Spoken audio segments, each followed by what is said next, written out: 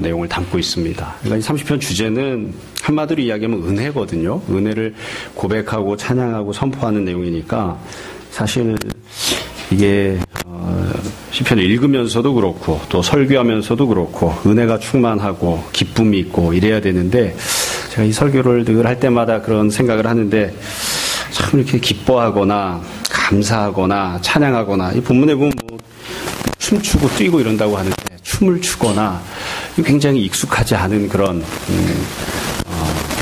모습이 아닌가. 기뻐서 춤춰볼 때가 언제 있는가 한번 생각을 해봤어요. 이렇게 미국의 성도들 중에 기뻐서 춤출 수 있는 사람이 누가 있을까? 우진이 아빠? 기뻐서 춤을 춘다. 아니 뭐 하진이 아빠? 도저히 상상이 잘 안 가요. 이렇게 기뻐서 막 춤을 추는. 그러니까 어찌 보면 20편, 30편이 기뻐하고 감사하고 춤을 추고 이래야 되는데 적절하게 잘 전달이 될지 모르겠습니다. 여하튼 본문 내용에 대해서 함께 쭉 살펴보고 그 위에 늘 하던 대로 전체적인 내용을 다시 한번 말씀을 정돈하고 그렇게 하려고 합니다. 이 시편은 전반부와 후반부로 되어 있어요. 그래서 1절부터 5절까지가 전반부, 또 6절부터 마지막 절까지가 후반부인데 후반부 내용은 전반부 내용을 다시 한번 더 상세하게 설명하는 그런 부분입니다. 먼저 전반부 내용을 볼게요. 먼저 1절부터 3절에 보시면 이 시인이 자신이 어떤 상황에 있었다가 어떤 은혜를 받았는지를 쭉 설명을 합니다. 1절부터 3절에 보시면 굉장히 힘들고 어려운 상황에 있다가 구원을 받았다. 그래서 하나님을 높인다 이렇게 표현을 하죠. 그래서 1절을 보세요. 여호와여 내가 주를 높일 것은 주께서 나를 끌어내사 내 원수로 하여금 나로 말미암아 기뻐하지 못하게 하심이니이다. 이렇게 고백을 합니다. 그러니까 이 시인이 지금 죽을 지경을 만났는데 그 가운데서 하나님께서 이 시인을 끌어내 주시는 거예요. 이 부분을 조금 뒤에 가면 더 상세하게 표현을 했죠. 3절에 보시면 여호와여 주께서 내 영혼을 수월에서 끌어내어 나를 살리사 무덤으로 내려가지 아니하게 하셨나이다. 이 수월이라고 하는 것은 쉽게 이야기하면 지옥입니다. 그러니까 이 시인의 영혼이 수월에 들어가 있는데 끌어내신 거예요, 하나님께서. 그래서 살려주셔서 결국 무덤으로 내려가지 않게 하셨다. 사실 이게 논리적으로만 놓고 보면 어떻게 영혼이 지옥에 들어가 있는데 근데 무덤에는 내려가지 않았을까? 걸쳐 있는 거죠. 그러니까 이 두 가지 표현을 합치면 이 사람이 지금 현재 죽을 지경이어서 수월로 지옥으로 끌려 내려가고 있는 겁니다. 지옥으로 내려가서 몸의 절반쯤은 지옥에 걸쳐 있고 절반쯤은 이상에 걸쳐 있고 아직 죽지는 않았어요. 그런 지경에 있는 굉장히 힘들고 어려운. 그래서 이 시편을 보면서 어떤 사람들은 아마 이게 죽을 병에 걸린 사람이 이렇게 부른 게 아닐까 이렇게 생각하기도 합니다. 근데 죽을 병에 걸렸건 아니면 다른 죽을 상황을 만났건 여하튼 이 사람이 지옥의 문턱에 걸쳐져 있는 그런 상황인 거죠. 이런 상황 속에서 하나님께서 이 시인을 끌어내 주시는, 끌어올려 주시는 그런 은혜를 베풀어 주십니다. 이 내용을 보시면 결국 하나님이 어떤 은혜를 베푸시느냐 한마디로 이야기하면 우리를 끌어올려 주신다. 이 동사 자체가 이 우물에 빠져 있는 사람을 우물에서부터 끌어올려내 준다는 그런 뜻입니다. 하나님이 우리를 어떻게 구원하시는가, 어떤 은혜를 베푸시는가, 죽을 지경인데 우리를 끌어내어 주신다 이렇게 표현하고 있는 거죠. 끌어내 주신다고 하는 표현 안에는 상세하게 설명하지는 않았지만 전제가 깔려 있죠. 끌어내 주시려면 하나님이 일단 우리를 붙잡아 주셔야 되겠죠. 붙잡지도 않고 끌어내는 건 아니니까요. 또 하나님 우리를 붙잡아 주시려고 하면 그보다 더 앞선 전제가 하나 있죠. 하나님이 존재하셔야 됩니다. 하나님이 있어야 되고 하나님 우리 옆에 있어야 됩니다. 앞부분에서 계속해서 시인이 강구했던 내용들을 보시면 하나님 당신 어디 계십니까? 하나님이 계시지 않는 것 같은 현실이잖아요. 하나님 나를 붙잡아 주십시오. 그렇게 늘 기도했어요. 하나님 나를 끌어내 주십시오. 이렇게 했는데 이 모든 것들에 대해서 사실 응답받았다 이야기하면서 첫 번째로는 하나님이 역시 살아계시고 하나님이 계셨습니다. 이렇게 해야 되는데 그 표현을 생략한 거예요. 하나님이 내 곁에 서 계셨습니다. 이것도 생략한 거예요. 하나님이 당신의 손으로 나를 붙잡아 주셨습니다. 이것도 생략했어요.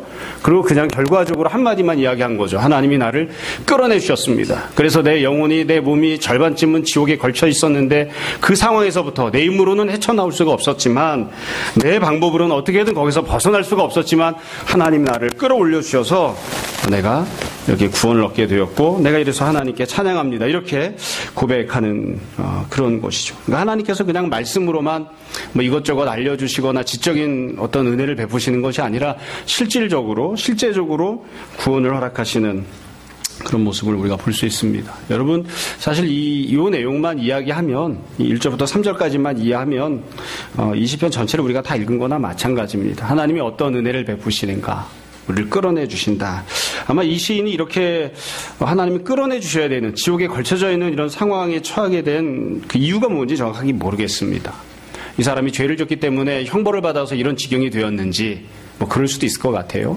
아니면 신앙생활을 잘했는데도 불구하고 뜻하지 아니하게 고난을 받아서 이런 지경이 되었는지 정확하진 않습니다. 두 가지로 다 이해할 수 있거든요. 여하튼 이유와 원인이 무엇이 되었든지 간에 현실적인 상황이 주님의 은혜와 주님의 도우심이 없으면 그냥 그대로 무덤으로 들어가야 되는 그런 지극히 큰 어려움 속에 처해 있는데, 그게 현실인데 하나님께서 우리를 끌어내 주신다.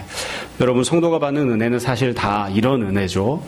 내 힘으로 어떻게 할 수 없는데 하나님이 나를 끌어올려 주셔서 나에게 살 수 있는 생명을 주시고 소망을 주시고 다시 한 번 더 호흡할 수 있는 그런 은혜를 베풀어 주시는, 이게 바로 성도가 받는 은혜입니다. 우리가 크게 이야기하자면 하나님이 온 세상을 창조하시고 다 선하게 만드셨는데 죄를 져서 형벌을 받아서 세상이 악한 지경이 되었잖아요. 나라도 도시도 제도도 경제도 문화도 모든 것들이 심판을 받아서 죄가 다스리는 그런 악한 세상이 되었는데, 그래서 우리가 어쩔 수 없이 그 세상 속에서 물들어 살거나 그 세상 속에 빠져서 허우적거리고 살아가는데, 그 모든 상황에서부터 우리를 끌어내 주시는 것, 우리를 끌어올려 주시는 것, 살 수 있게끔 힘을 주시는 것, 그것이 하나님이 베푸시는 구원이고 은혜이다. 뭐 이런 내용이 담겨 있는 것이고요. 동시에 우리가 세상 속에서 죄 안 짓고 의롭게 살려고 하다 보면 성도가 다 믿음으로 산다고 해서 승리하고 성공하고 대가를 받고 보상을 받는 건 아니죠. 도리어 고난을 받는 때들이 있다고요. 어려운 일을 만나는 때들이 있다고요.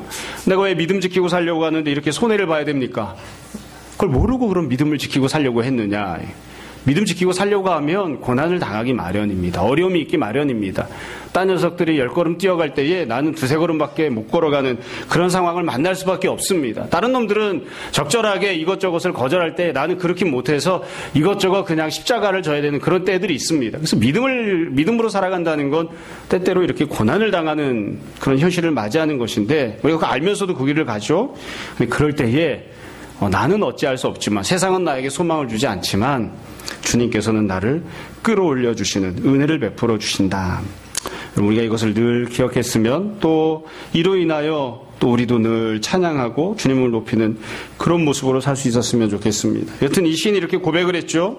근데 이 시인의 고백은 이 시인만의 고백이 아닙니다. 4절 5절에 보면 또 다르게 표현을 해요. 4절을 보세요. 주의 성도들아 여호와를 찬송하며 그의 거룩함을 기억하며 감사하라. 이제 성도들을 향한 권면이 나오죠. 성도들에게 여호와를 찬양하라, 기억하라, 감사하라. 뭐 다 똑같은 내용입니다. 왜 이렇게 성도들에게도 기억하고 찬양하고 감사하라고 했느냐? 사실은 똑같은 거죠. 이 시인이 경험했던 이런 은혜를 하나님께서 성도들 모두에게 베풀어 주시기 때문입니다. 그러니까 다르게 이야기하면 이 시편은 이 은혜를 경험했던 한 사람, 시인 한 사람의 고백과 찬양이 아니라 모든 성도들이 부를 수 있는 찬양이고 불러야 되는 찬양인 거예요. 그래서 이 4절 5절을 보면 시인이 당한 것과 똑같은 어려움을 이 모든 성도들이 당할 수 있다는 것을 설명을 합니다. 5절을 보세요.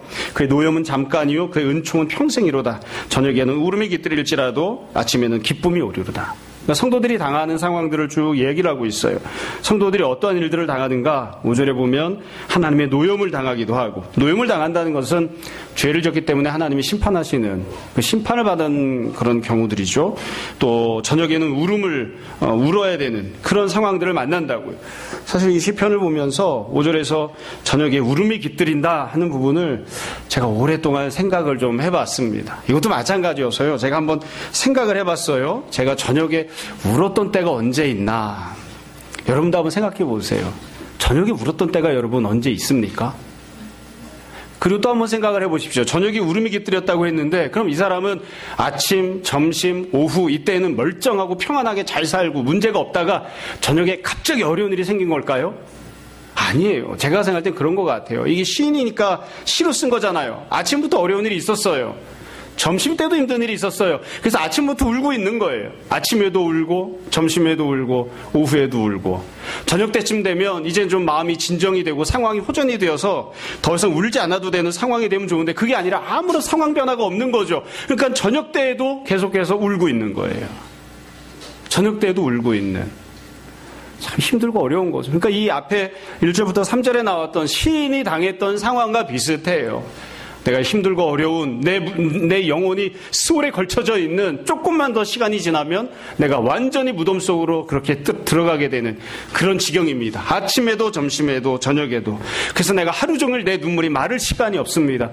그렇게 고백을 하고 있는 거예요. 여러분도 한번 생각해 보세요. 이게 이 시인만의 고백이 아니거든요. 언제 우리가 저녁 때 울고 있는가? 여러분 울고 계신 때가 있었는가? 그리고 나서 고백을 하잖아요. 은혜를 받는데 5절 끝에 보면 아침에는 기쁨이 오리로다. 이것도 참 묘한 표현입니다. 여러분 아침에 기쁨이 온다고 했는데 사실 우리가 머리를 폼으로 달고 다니는 건 아니니까 생각을 하잖아요. 저녁에 울고 있었는데 무슨 수로 아침에 기쁨이 올까요? 여러분 저녁에 울고 있던 사람이 밤새도록 무언가를 열심히 해서 상황을 타개하고 해결책을 찾았기 때문에 아침에 기쁨이 오는 걸까요? 그거 아니에요. 밤새 할 수 있는 일이 아무것도 없어요. 그냥 밤새 울면서 그냥 지낸 거예요. 그랬는데 아침에 눈을 떠보니까 모르겠어요. 어쩌면 아침에 눈을 뜰 때까지 아예 잠도 못 자고 밤새 그냥 뜬 눈으로 지냈는지도 모르겠습니다. 시인이 다른 시편에서 그렇게 이야기하죠. 하나님께서 새벽에 하는 기도를 들으신다고. 그 내용도 마찬가지입니다. 새벽에 하는 기도가 특별한 은혜가 있어서 그런 게 아니라 밤새 잠을 못 잔 거예요. 힘들고 어려워서 밤새 울면서 기도하다가 새벽을 맞이한 겁니다. 그러니까 밤새 기도하던 사람이 새벽까지 기도하는 그 기도를 하나님이 긍휼히 여기시고 불쌍히 여기셔서 그 새벽에 하는 기도를 응답해 주신다고 고백한 거거든요. 지금도 마찬가지입니다. 시인이 밤새 무엇을 했을까요? 울고 앉아있는 거죠. 할 수 있는 게 없으니까. 그럼 어떻게 해서 아침에 기쁨이 올 것이라고 이렇게 고백하느냐? 나는 아무것도 못했는데 하나님께서 은혜를 베푸신 겁니다. 하나님께서 역사하신 겁니다. 물론 시인이 능력이 많아서 자기의 모든 힘을 다해서 이것저것 할 수도 있어요. 그래도 자기 힘으로 뭔가 해결할 수 있는 그런 상황이었다면 그러면 저녁에 울 일이 없을 거예요. 근데 저녁 때도 울고 있잖아요. 근데 하나님께서 강권적인 은혜를 베풀어 주시고 하나님께서 무언가를 행해 주시는 거죠. 저렇게 생각해 보니까 나는 아무것도 안 했는데 하나님께서 은혜를 베푸셨던, 그래서 아침에 기쁨이 있었던 때가 있었는가? 몇 번 있었던 것 같아요. 아마 여러분들도 다 있었을 겁니다. 처음에 96년도에 결혼을 했습니다. 결혼을 하니까 참 이 중력도 느껴지고 공기가 무기가 있다는 게 느껴지더라고요. 그러니까 어깨가 무거워지는 거예요. 그러다가 애가 태어나니까 아, 인생이 참 어렵구나 이런 생각이 들기 시작하더라고요. 누가 뭐라고 얘기 안 했는데 나가서 돈 벌어야 되겠다 이런 생각이 들고, 좀 하진이 아빠도 그렇죠? 애만 생각하면 책상에 조금 더 앉아 있어야지 이런 생각이 들고, 하민이는 그런 생각을 아는지 모르는지 아빠 힘내세요. 우리가 있잖아요. 맨날 그렇게 노래하고 우리 때문에 힘들어 죽겠는데. 사실 불행하게 결혼하고 나서 제가 이 취업이 안 된 거예요. 전도사로 있다가 전도사를 못했어요. 신혼여행을 좀 늦게 가가지고 2월달에 결혼해서 3월달에 전도사 사역지를 찾으니까 사역지가 없더라고요. 그래가지고 먹고는 살아야 되니까 취업을 했습니다. 학원에 선생으로, 학원 강사로 취업을 해서 학원을 다녔는데 어느 날 이 학원 원장 선생님이 저를 부르시더니 얘기를 하신 거예요. 잘린 거죠. 조 선생님 안 나오셔도 됩니다. 난 나가고 싶은데 안 나와도 된다는 거예요. 언제부터? 내일부터 안 나와도 된대요. 뭐 한 일주일이라도 시간을 줘야 뭐 다른 데를 찾아볼 텐데 내일부터 안 나와도 된다. 그래서 집에 들어왔는데 잠이 안 오더라고요. 여러분이 보시기에도 그렇지만 저는 체력이 좋은 사람이 아닙니다. 그래서 밤새 놀아본 적도 없고요. 밤새 공부해 본 적도 없고요. 밤새 기도해 본 적도 없어요. 자야지. 힘들어서 어떻게 밤을 셉니까? 근데 그날은 밤을 뜬 눈으로 꼬박 샜어요. 잠이 안 오더라고요. 집에서 애들 엄마한테 여보 나 내일부터 당신이랑 많이 놀 수 있게 됐어. 그러니까 왜 지금도 많이 노는데 왜 뭘 더 놀려고? 아니 안 나와도 된대. 애들만 처음에 그걸 잘 이해를 못 하더라고요. 어디서 안 나와도 된대? 그래서 학원에서 안 나와도 된대. 잘렸다고. 애들 엄마는 믿음이 좋아서 막 코를 골고 열심히 자고 저는 이 잠이 안 오더라고요. 그래서 다음날 아침이 됐어요. 그렇게 처음 태어나서 밤을 꼴딱 세워보고 처음 아침을 딱 맞이했는데 아침에 제가 놀라운 전화 3통을 받았잖아요.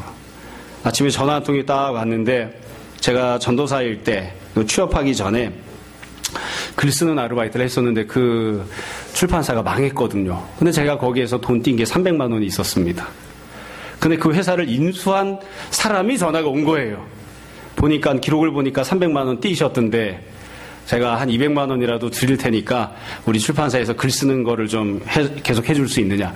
당연히 기쁜 마음으로 한다고 했습니다. 그 글 쓰는 게 뭐냐면 목사님들 설교 온 거 써드리고 하는 거예요. 이렇게. 지금 생각해보면 그런 거 해야 되나 싶기는 한데 그래서 당연히 하겠다. 그렇게 너무 감사한 마음으로 그렇게 하겠다 했죠. 조금 있다가 또 전화가 왔어요.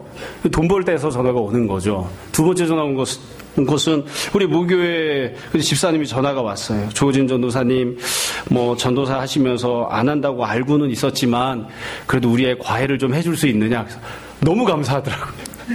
당연히 해드려야죠. 깎아드려서라도 해드리겠습니다. 그래서 이제 또 과외 자리를 두 번째 잡은 거예요. 그래서 이게 주님께서 정말 관심을 두고 먹고 살 수 있게 해주시는가 보다. 그리고 난 다음에 세 번째 또 전화가 왔습니다. 세 번째 전화가 사랑의 교회에서 온 전화였어요.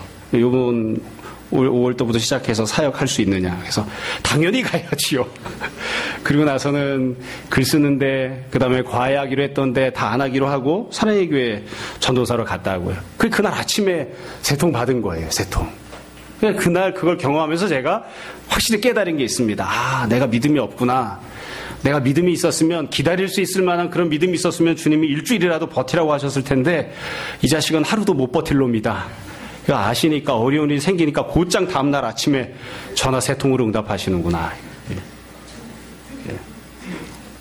믿음이 있는 사람이나 기다릴 만한 그런 상황을 주시는 것 같아요. 그래서 아침에 기쁨이 온다고 하는 이 표현은 어제 저녁까지 상황이 아무것도 개선이 안 되고 해결이 안 돼서 오늘 죽을 지경인데 그래서 눈물을 흘리면서 잠자리에 들었는데 내가 아무것도 하지 않았음에도 불구하고 할 수 있는 것이 없음에도 불구하고 하나님께서 역사하셔서 하나님께서 밤 동안 우리가 잘 아는 대로 룻기에 나오는 그런 보아스처럼 이 모든 일이 해결될 때까지 하나님께서 뛰어다니시기 때문에 그래서 문제가 해결이 되는 거예요. 그런 은혜를 하나님께서 지금 베풀어 주신다. 이 모든 것들을 신만 경험하는 게 아니라 너희 모든 성도도 경험한다는 거죠. 사실 이 4절 5절에는 생략된 부분들이 있습니다. 4절 5절에 보면 너희 성도들아 이렇게 표현을 했죠.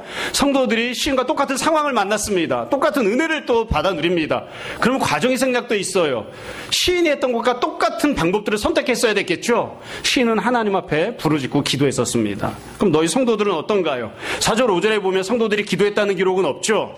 아마 기도를 안 해도 하나님 은혜를 베푸시는 것일 수도 있어요. 그러나 마땅히 성도들도 기도해야 됩니다. 그러니까 지금 이 1절부터 5절까지 사이에서 시인이 자신이 받은 은혜로 그리고 모든 성도들이 마땅히 받아 누려야 될 수 있는 은혜로 그렇게 고백하는 거예요. 첫 번째, 상황이 어떠한가? 잠자리에 들 때까지도 해결되지 않아서 눈물을 짓고 잠자리에 들어야 되는 그런 상황. 하나님 어떤 은혜를 베푸시는가? 나는 아무것도 하지 않았는데도 불구하고 아침에 기쁨을 누리게 되는 그런 은혜. 내가 지금 절반쯤은 지옥의 문턱에 다 넘어가 있는데 하나님께서 거기서 나를 끌어내 주시는 그런 은혜. 그러면 이 사람은 어떻게 했는가? 성도가 어떻게 되는가? 부르짖고 하나님 앞에 은혜를 간구하는 그 모습을 가져야 되는 거죠.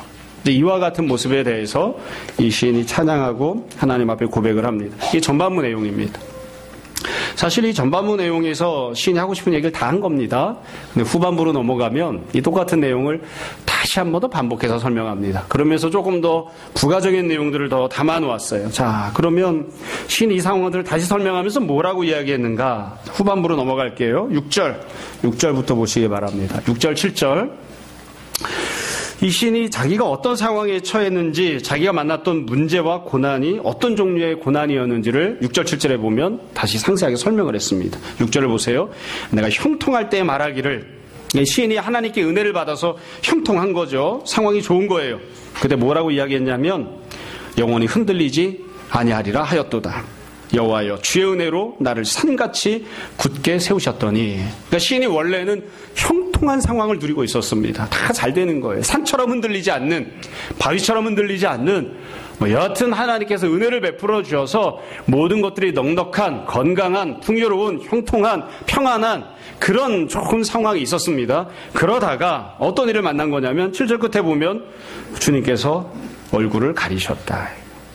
주님께서 얼굴을 가리셨다. 그러니까 지금 이 시인이 이야기하고 있는 내용은 뭐냐면 이 시인이 처음부터 어려운 일을 만난 게 아니라 처음에는 형통함이 있고 기쁨이 있고 감사함이 있고 처음부터 은혜를 누리고 살았던 거예요. 은혜를 누리고 살고 있다가 이유가 무엇이 되었든지 간에 갑자기 어려운 일을 만난 거죠. 그러니까 지금 시인이 하나님 앞에서 내가 은혜를 받았습니다. 하나님께서 역사해 주셨습니다. 내가 아침에 기쁨을 만났습니다. 이렇게 고백하는 이 모든 내용들은 처음부터 끝까지 고난만 있던 것이 아니라 처음에는 좋은 일이 있다가 형통함을 누리다가 갑자기 어떤 어려움을 만난 그런 상황에 대한 고백입니다.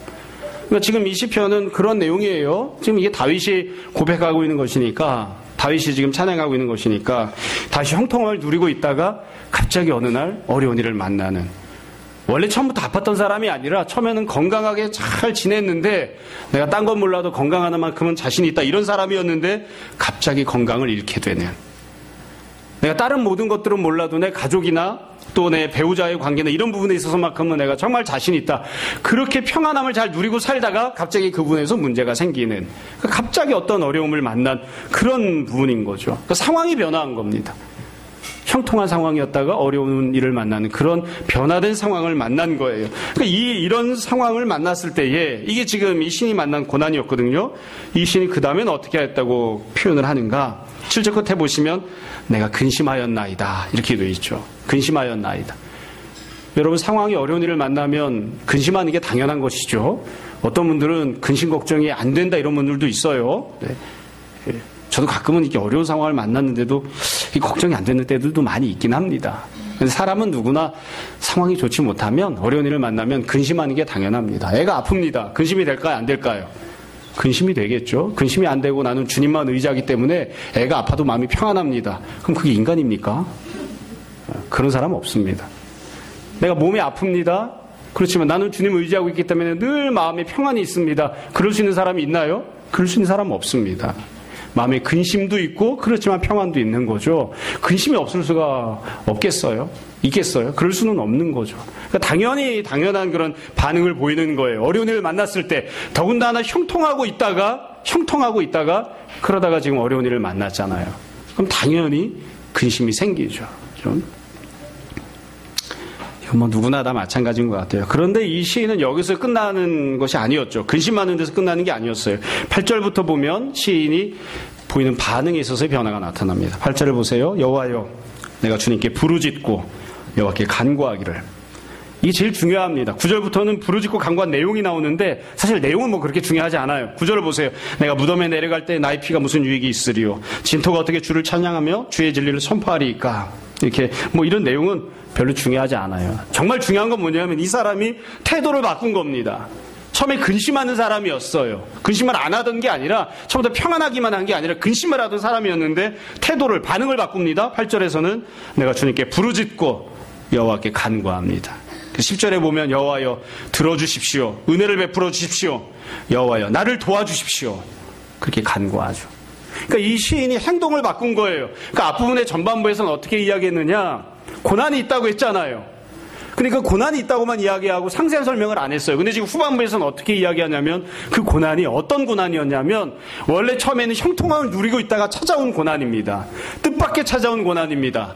내가 여지껏 계속 처음부터 어려움만 있었던 것이 아니라 좋은 시절을 누리고 있다가 갑자기 이런 상황을 만나게 되었습니다. 그런 고난을 내가 만났습니다. 이렇게 이야기합니다. 전반부에서는 시인이 하나님께 부르짖고 간구했다고 이야기하죠. 하나님께 기도했다고. 근데 그 내용을 후반부에서 시인이 다시 한번 상세하게 설명해요. 시인이 처음부터 기도하고 있던 게 아니라 처음에는 근심을 했습니다. 걱정을 했습니다. 염려를 했습니다. 다른 시편들에 보면 내 근심 걱정 때문에 내 뼈가 바짝바짝 마른다. 그렇게까지 표현을 해요. 그러니까 처음부터 믿음으로 반응을 하거나 처음부터 하나님만 의지하고 모든 부분에 있어서 부족함이 없는 그런 신앙을 보인 게 아니라 처음에는 근심을 한 겁니다. 불신앙적인 그런 본능적인 반응이 나온 거예요. 그러나 그 근심으로 끝나는 것이 아닌 하나님 앞에 부르짖고 간구하는, 하나님을 의지하는 그런 태도를 갖게 된 거죠. 그런 반응을 가진 겁니다. 결국 시인이 후반부에서 설명하는 건 상황도 변화된 상황 속에 내가 처하게 되어 있었고 그 안에서 내가 보이는 반응도 처음에는 세상적인 본능적인 반응이었지만 변화된 반응으로 내가 하나님 앞에 행동을 합니다. 이제 그렇게 고백을 하는 거예요. 그리고 나서 11절 12절에 보면 하나님께서 은혜를 베푸신다는 고백이 나오죠. 11절 주께서 나의 슬픔이 변하여 내게 춤이 되게 하시며 나의 베옷을 벗기고 기쁨으로 띠띠우셨나이다. 이거 보면 다 주님이 하신다는 거예요. 주님께서 나의 슬픔을 변하게 만들어주십니다. 나를 춤을 추게 만드십니다. 주님께서 나의 베옷을 벗겨주십니다. 내가 벗는 게 아니에요. 주님께서 벗겨주십니다. 그리고 기쁨이라고 하는 띠를 나에게 띄워주십니다. 입혀주십니다.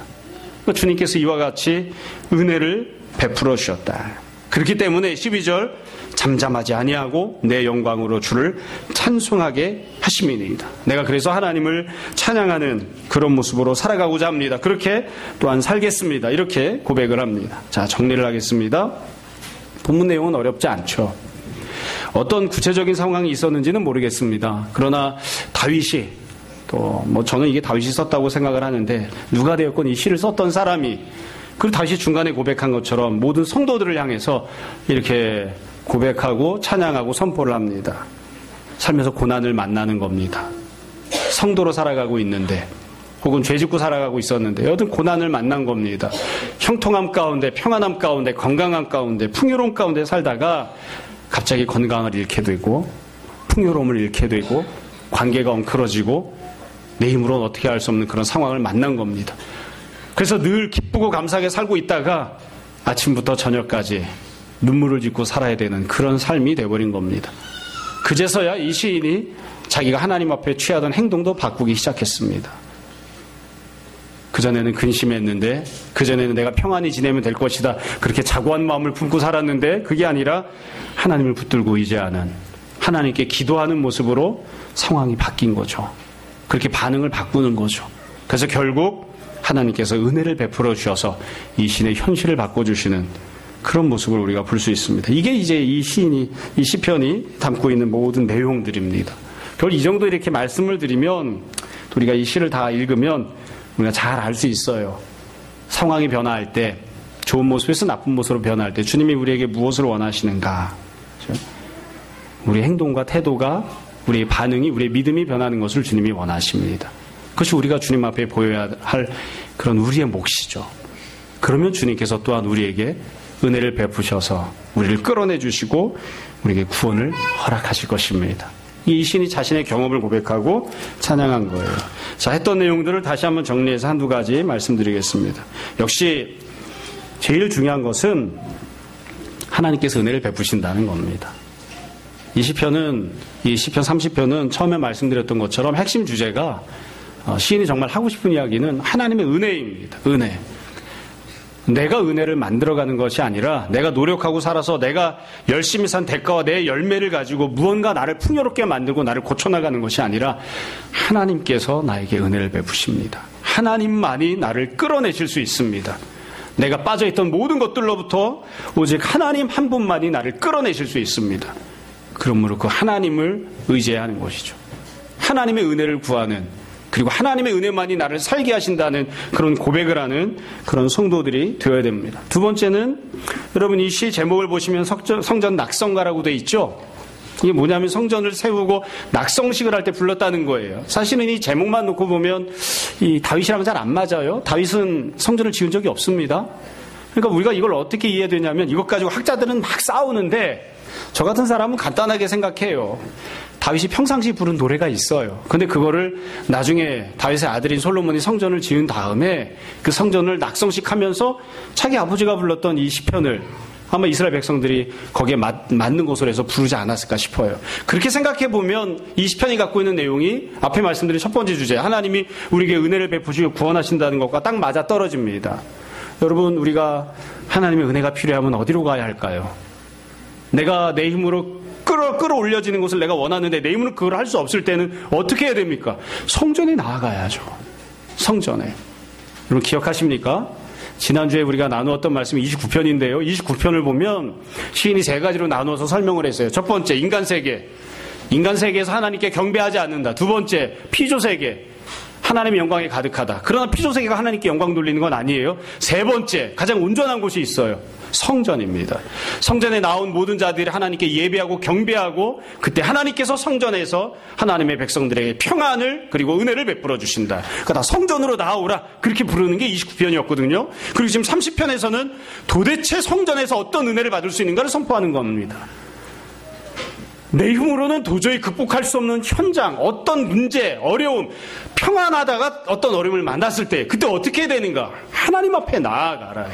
성전으로 나아가면, 성전에서 하나님 은혜를 베푸시면 이 성전으로 하나님께 예배드리기 위하여 나온 무리들을 하나님이 죽음의 그늘에서, 무덤의 그늘에서 너를 끌어올려 주시고 살려주실 것이다. 우리는 그렇다고 해서 지금 성전에 가는 것은 아닙니다.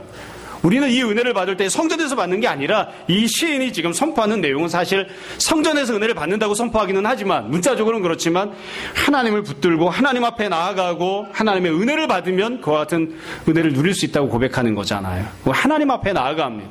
예수님께서 이 모든 것들을 성취를 하셨죠. 그래서 우리는 예루살렘 성전으로 나아가지 않습니다.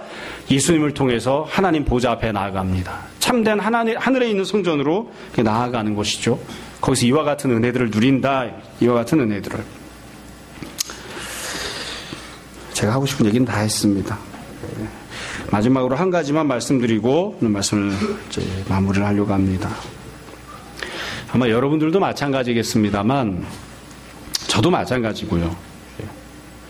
언제나 보면 진리는 단순하고 또 주님께서 우리에게 원하시는 일, 주님께서 우리에게 은혜를 베푸시는 과정들도 항상 보면 동일한 것 같습니다. 2000년 전이나 3000년 전이나 4000년 전이나 뭐 지금이나 다 똑같은 것 같아요.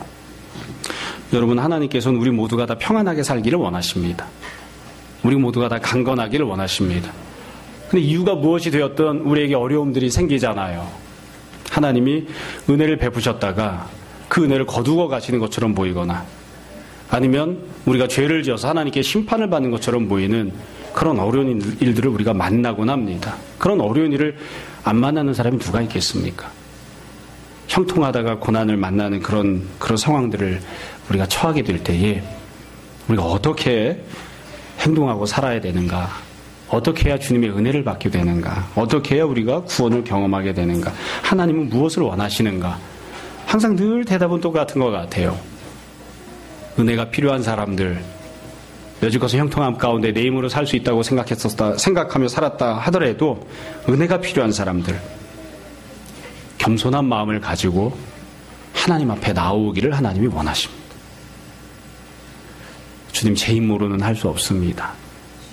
저에게 은혜를 베풀어 주십시오.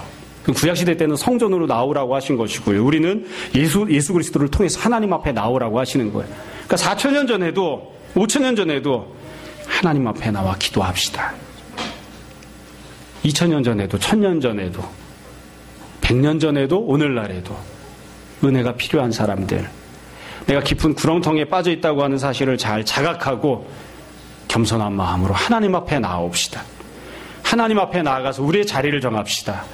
그리고 그곳에서 하나님의 은혜를 구하고 기도하는 사람이 됩시다. 그러면 밤에는 눈물이 깃들었다 할지라도 아침에는 기쁨을 주시는 하나님의 역사심과 은혜를 하나님께서 꼭 베풀어 주실 것입니다. 그게 이 시인이 고백하는 것이고 우리의 고백이기도 합니다.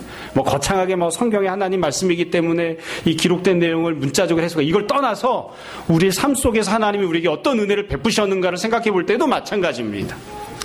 여러분, 교회가 평안하다가 어려움에 처했을 때 성도들이 다 기도하는 자리에 나아가야죠. 가정이 평안하게 잘 지내다가 배우자 사이에 문제가 있거나 자녀의 문제가 있거나 가정에 어려움이 생겼을 때 겸손한 마음으로 하나님 앞에 나아가야죠.